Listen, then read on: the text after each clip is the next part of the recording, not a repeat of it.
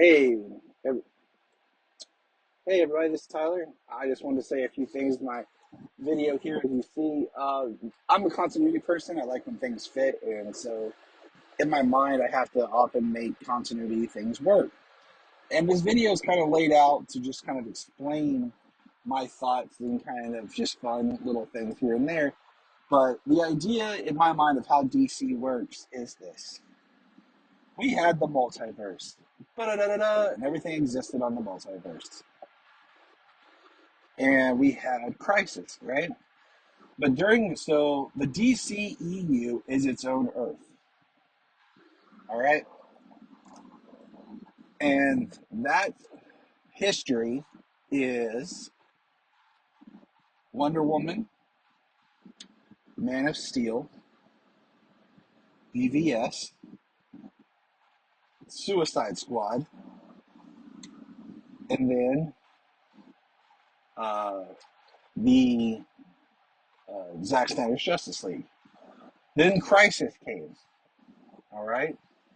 And post Crisis, everything shifted and realigned, okay? And that's where we go from Justice League, or from Zack Snyder's Justice League, to Justice League, the Warner Brothers movie.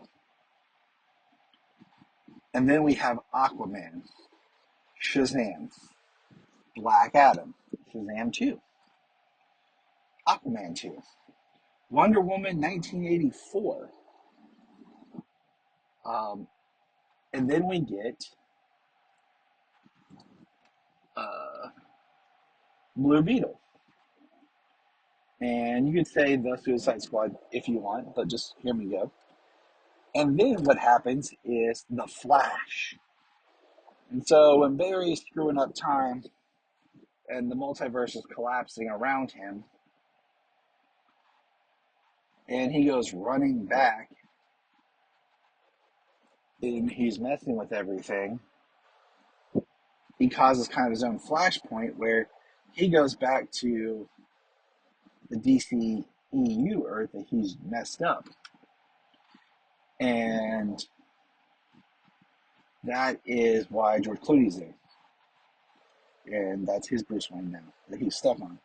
He's changed and erased things, and the DCEU has been destroyed as we know it.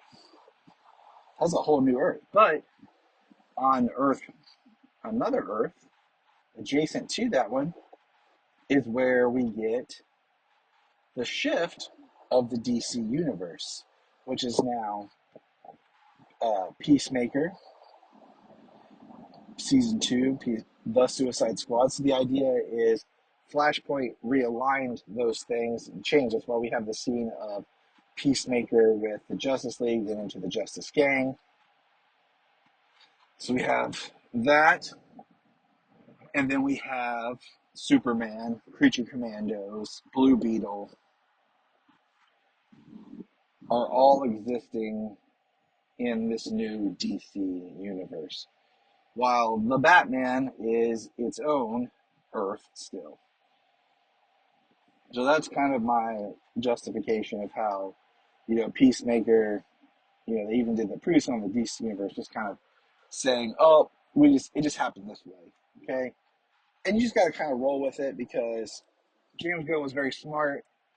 I wonder if that was a studio mandate to put the Justice League in there or not, because he was very smart the way he did the Suicide Squad, Peacemaker, kind of reinterpreting recurring characters, um, so that they could exist in their own world, separate from what all the rest of it had been. And I'm surprised that if they could get away with it, going back to season one and just inserting that Justice League, Justice Gang scene in season one. I'm really, really interested in if if that's even possible, or if there's like contracts because they can't just take out those teams or something. Because to me, that would be the smartest thing. You put that scene with the Justice Gang in there, and the line where Leota says, "Why don't you call the Justice Gang?" Because other than that, there's no other real continuity broken, and it could all be gravy.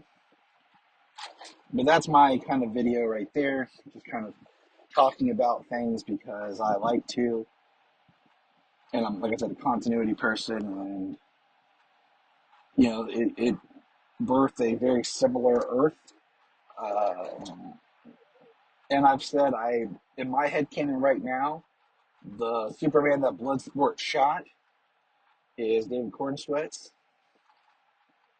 and I hope that comes back up again sometime. And I think that could have been the catalyst for getting kryptonite, getting rid of all the kryptonite on the planet. But anyways, let me know your thoughts.